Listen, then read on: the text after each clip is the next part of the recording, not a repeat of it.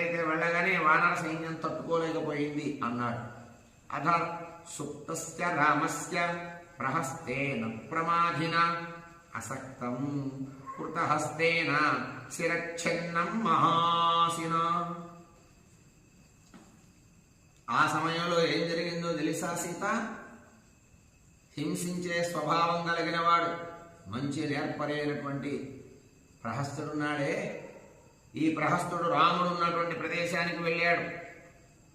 వెళ్ళి ఒక ఖడ్గం తీసుకొని నిద్రపోతూ ఉన్నటువంటి రాముడి శిరస్సుని ఖడ్గం చేత ఖండించేశాడు, నరికి వేశాడు. రాముడి తల తెగి అవతల పడింది అన్నాడు రావణుడు సీతతో. విభీషణ సముత్సుత్య నిగృహీతో యదృచ్ఛయ దిశం ప్రవ్రాజిత సైన్యైర్లక్ష్మణ ప్లవగైః సహా. అంతేనా సీత? ఇదిగో నువ్వు నమ్మవేమో,